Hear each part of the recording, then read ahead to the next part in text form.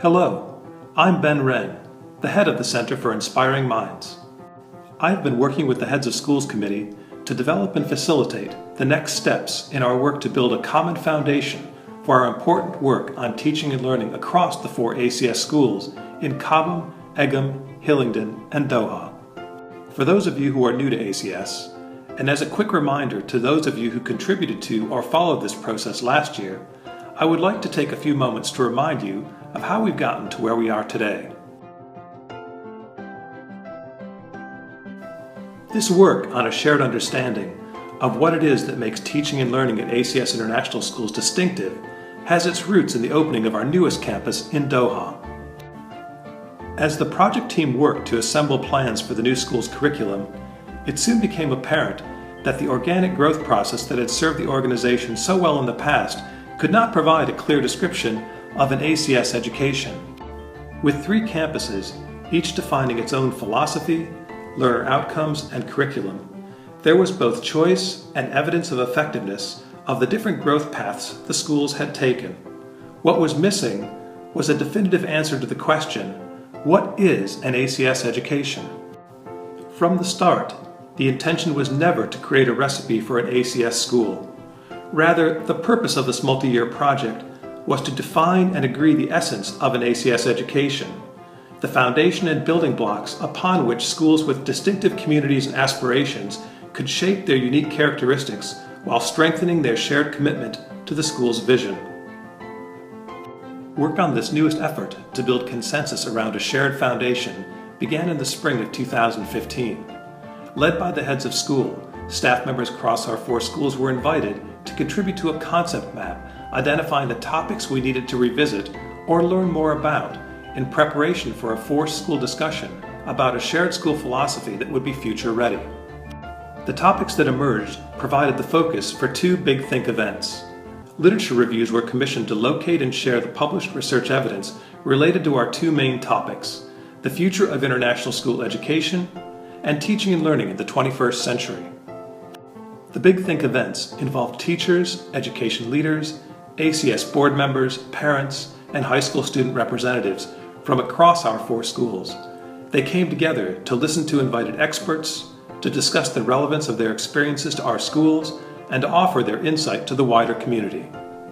The results of the Big Think events were published in the December 2015 Practitioner Insight Report.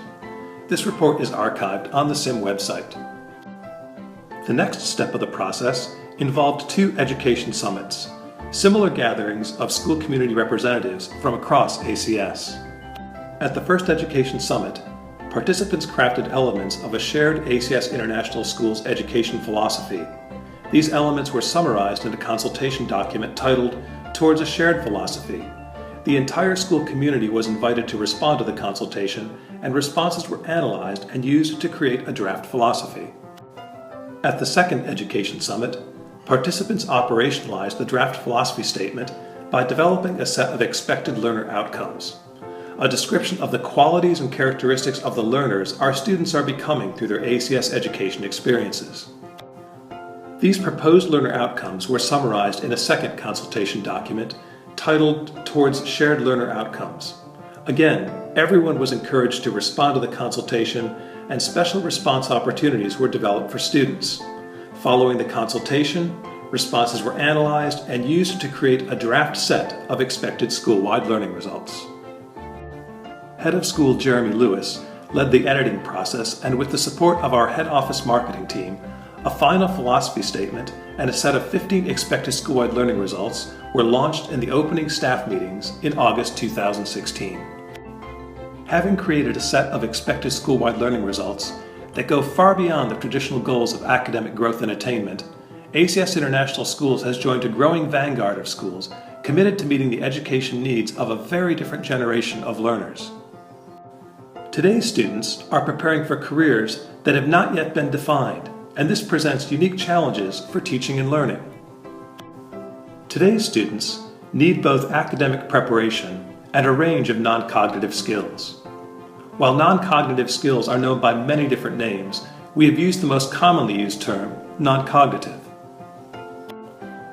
While our teachers have always been able to deliver challenging academic content, They have also been aware that during rich learning experiences, students are not just learning about and developing understandings of subjects.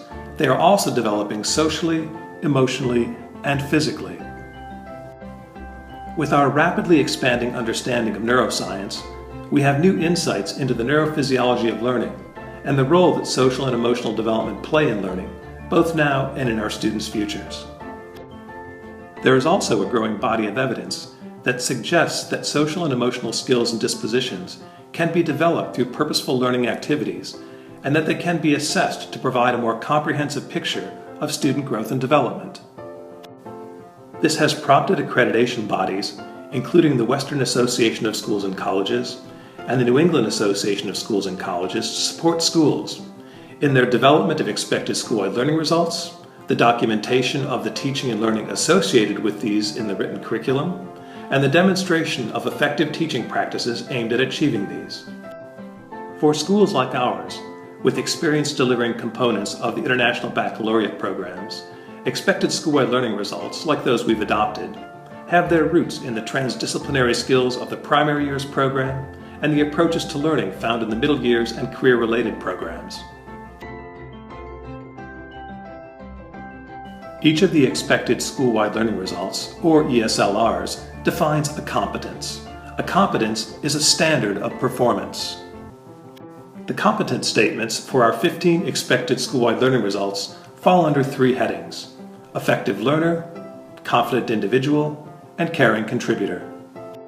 The 5 ESLRs associated with effective learners are competencies associated with the student's cognitive development. Cognitive development refers to the skills and dispositions required to process and retrieve information, to think deeply, and to develop understandings that drive creativity and innovation. Effective learner competences include skills and dispositions associated with becoming an inquirer, a communicator, a collaborator, an innovator, and a scholar. The other 10 ESLRs associated with confident individuals and caring contributors are competences associated with students' non-cognitive development.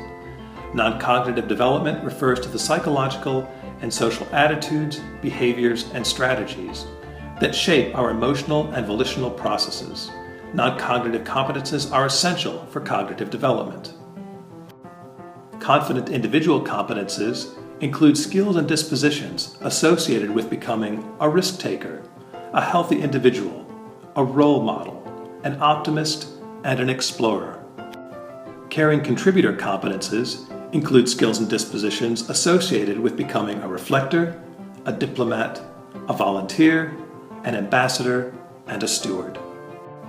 Each of our ESLRs states what every student is becoming. They do not describe the developmental process that is required or provide information about what competencies a student should be able to demonstrate at different stages of their school experience. Based on research and other work defining competencies by developmental level, we have identified 5 different developmental levels for which we will describe what the oldest student at each developmental level should be able to do to demonstrate the competence. The first developmental grouping spans early childhood and kindergarten. We know that by the age of 5, children have characteristic physical, cognitive, social, and emotional qualities, so the competencies we describe will reflect these. This will be true for the 4 other developmental groupings: 7-year-olds who have completed grades 1 and 2, 9 or 10-year-olds who have completed grades 3 to 5, 13 to 14-year-olds who have completed grades 6 to 8, and 17 and 18-year-olds who have completed grades 9 to 12. It's important to remember that while our continuum ends at grade 12, young people will continue to develop the ESLR competencies into adulthood. An 18-year-old is not a fully formed person. In a continuum recently developed by Howard Gardner for Project Zero, he added a post-secondary developmental stage he called lifelong. Our workshop activities for today have been designed to produce 3 outputs essential for the development of an ESLR competency continuum: a list of key skills and dispositions associated with the ESLR for students at different stages of their school-age academic development, a list of competencies that we would expect a learner at a specific stage of academic development to proficiently demonstrate, and Suggested methods of assessment we could use to judge proficiency. Following analysis, the results will be used to develop a competency continuum for each ESLR. It will be similar to those developed by ACS Doha when it developed its own set of ESLRs in preparation for its first accreditation visit.